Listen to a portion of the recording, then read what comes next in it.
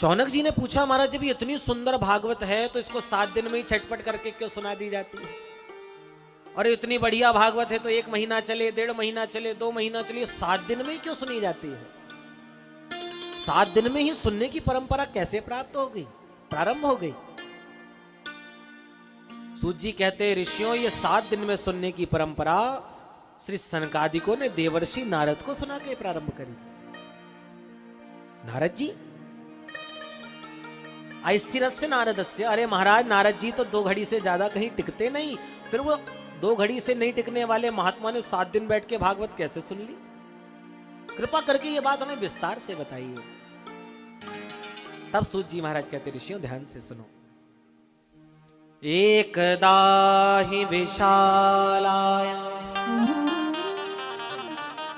चत्वार ऋषयो मला सत्संगार्थं समायात दद्रसोस्तत्र नारद। एक समय की बात है ऋषियों, चारों भैया विचरण कर रहे थे। कौन कौन? बोले सनक, सनंदन, सनातन और सनत कुमार। चारों भैया विचरण कर रहे थे। बोले किस लिए घूम रहे थे? बोले सत्संगार्थम, सत्संग की इच्छा से। और इन महात्माओं की लक्षण क्या है? बोले इन महात्माओं की सबसे बड़ी विशेषता यह है कि निरंतर ये हरिशरणम हरिशरणम हरिशरणम मुखे वचाहा, निरंतर भगवान का ही हरिशरणम मंत्र का ही जाप करते हैं। चारों भैया विचरण कर रहे हैं, हरिशरणम हरिशरणम हरिशरणम मुखे वचाहा। चारों भैया घूम रहे थे कि अचानक विचरण करते करते देवर्षि नारद को देखा। प्रसन्न हो गए। नारद जी, जब किसी रसिक संत को दूसरा कोई रसिक संत मिल जाए तो वैसे ही प्रसन्न हो जाता है। अब कुछ भगवत चर्चा होगी। कोई तंबाकू खाने वाले को दूसरा तंबाकू खाने वाला मिल जाए तो खुश हो जाता। हाँ भैया बैठो। कोई पत्ते खेलने वाले को दूसरा पत्ते खेलने वाला मिल जाए, सोई बैठक जम जाती है। तो ऐसे ही किसी रसिक संत को देख करके कोई रसिक संत प्रसन्न होते हैं कि अब कुछ भगवत चर्चा होगी। आज नारद जी को देख करके सनकादिक प्रसन्न हो गए कि हाँ नारद जी मिल गए, अब सत्संग होगा। पर आश्चर्य की बात तो यह कि जैसे ही नारद जी को पास में आते देखा तो नारद जी का मुख बिल्कुल उदास है। आश्चर्य में पड़ गए। कृष्णदास कभी ना हो उदास। अरे कृष्ण के दास कभी उदास नहीं होते, फिर नारद जी क्यों उदास हैं? डॉक्टर साहब दूसरों की बीमारी ठीक करते हैं, पर डॉक्टर साहब स्वयं ही बीमार बैठे रहे तो मरीज का इलाज कैसे करेंगे? संसार की समस्या को दूर करने वाले परम संत नारद जी आज चिंतातुर हैं। आश्चर्य हुआ। तुरंत नारद जी के पास जाकर के चारों भैयाओं ने अलग अलग रूप से प्रश्न किया। कथम ब्रह्मन दीन मुख कुतश्चिन्तातुरो भव त्वरितं गम्यते कुत्र कुतश्चागमनो तव इदानीं शून्यचित्तोऽसि गतवेतो यथा जना तवेदं मुक्तसंगस्य नोचितो वदका। पहले भैया ने पूछा, नारद जी कथम ब्रह्मन दीन मुखा, आपका मुख इस प्रकार से उदास क्यों है?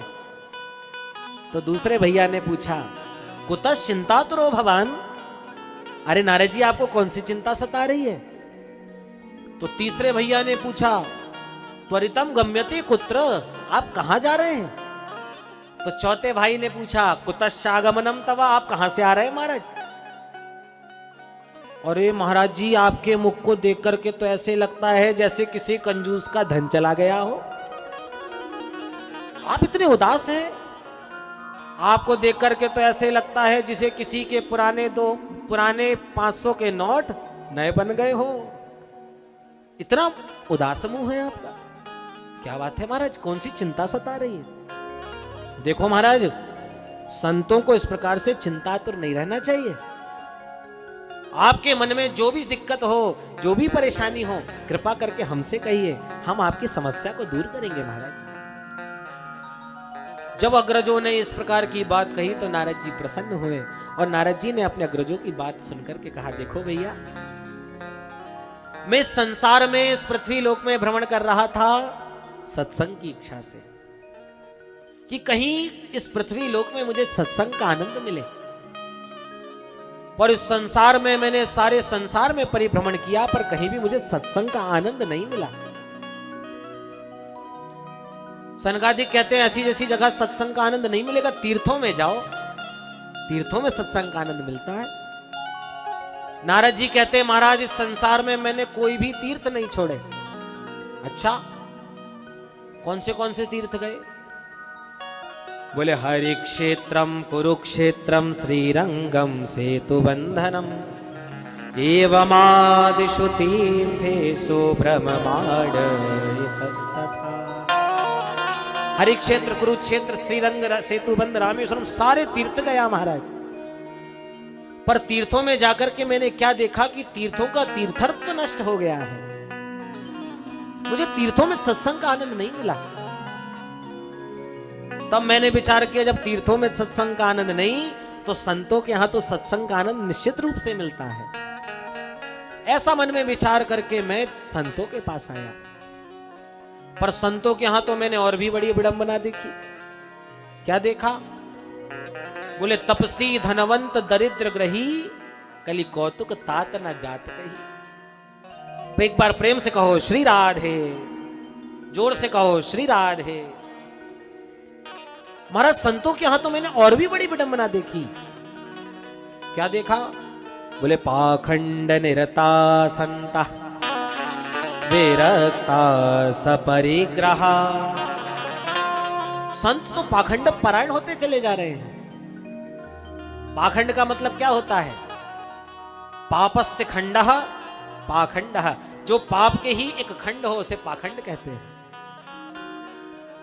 महाराज, संत भी पाखंड परायण होते चले जा रहे हैं। संतों की परिभाषाएं बदल गई। कैसे महाराज?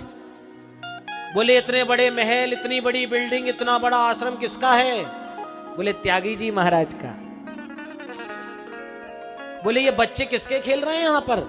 तो जवाब मिलता है ब्रह्मचारी जी महाराज के। और इतना हल्ला, इतना शोर कहां से सुनाई आ रहा है? तो जवाब मिलता है मौनी बाबा के आश्रम से। बोलो राधे राधे। संतों की परिभाषाएं बदल गई महाराज। ऐसे ऐसे संत होने लगे कि समोसा के साथ हरी चटनी खिला खिला करके ही भक्तों पर कृपा बरसानी शुरू कर दी। बोलो राधे राधे।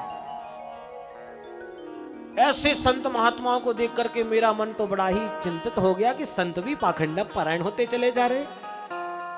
अब मैं कहां जाऊं? तब मैंने विचार किया कि गृहस्थों के यहां तो थोड़ी बहुत सत्संग का आनंद मिलता है, तो मैं दौड़ा दौड़ा गृहस्थों के यहां आया। पर भैया, सनकादिकों, गृहस्थों के यहां तो मैंने और भी बड़ी विडंबना देखी। क्या देखा? बोले, तरुणी प्रभुता गे शाल को बुद्धिदायक,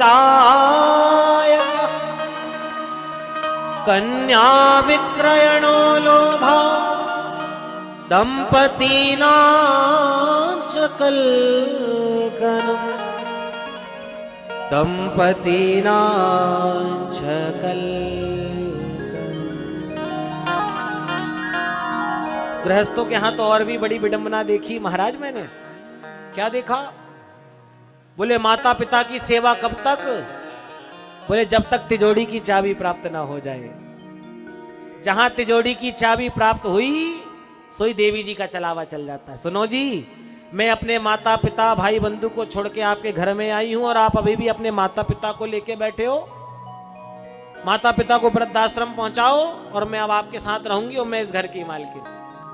तरुणी प्रभुता के है, देवी जी का चलावा चल जाता है। ऐसा हम नहीं कह रहे हैं, भागवत में लिखा है। शालको बुद्धिदाय कहा, घर में यदि कोई बड़ा भारी कार्य होना हो, कोई बड़े भारी कार्य का डिसीजन लेना हो, तो कौन सलाह दे? तो ससुराल से साले साहब को बुलवाया जाता है। जो साले साहब कहेंगे वही होगा। प्रेम से कहो श्री राधे। और हमारे ब्रज में तो कहते हैं, दीवार बिगाड़े आरो और घर बिगाड़े सारो। प्रेम से कहो श्री राधे। तो शालको बुद्धिदाय कहा, कन्या विक्रयणो लोभात, ऐसे संबंध हो गए कि कन्याओं का क्रय विक्रय होने लगा। पहले के समय में समधी बनते थे। समधी का अर्थ जानते हैं आप लोग? सम माने सामान्य और धी माने बुद्धि। जिनके विचार सम हो, जिनकी बुद्धि सम हो, ने समधी कहते थे। और आजकल तो जहां सौदा पटा सुई समधी बन जाते हैं। 50 लाख रुपए लेंगे, हमारा लड़का इंजीनियर है, दे दो लड़की, सोई समधी बन गए महाराज। समधी का अर्थ नहीं जानते। बोले एक बारात में एक व्यक्ति गया, उसने पूछा, भैया तुम समधी तो बन गए, पर समधी का अर्थ जानते हो? बोले समधी का अर्थ तो नहीं जानते, पर अर्थ के लिए ही तो समधी बने हैं। समधी बनेंगे तभी तो अर्थ आएगा। बोलो राधे राधे। तो महाराज संबंध अपितु सौदे में बदल गए। कन्या विक्रयणो लोभात और दंपति नांच कलकनम। उसके बाद भी पति पत्नियों में आए दिन महाभारत छिड़ी हुई है। घर गृहस्थों में भी शांति नहीं है। ये सब देख देख करके मेरा मन बड़ा ही घबराया महाराज, और मैं परेशान होकर के सोचने लगा कि कहां मुझे सत्संग का आनंद मिले। जब संतों के यहां नहीं, गृहस्थों के यहां नहीं, तीर्थों में नहीं, तो आखिर सत्संग का आनंद मिले कहां? तब मुझे याद आई मेरे गोविंद की क्रीड़ास्थली श्रीधाम वृंदावन की, कि जरूर श्रीधाम वृंदावन की भूमि में तो मुझे सत्संग का आनंद मिलेगा ही। और मैं सीधे श्रीधाम वृंदावन आया।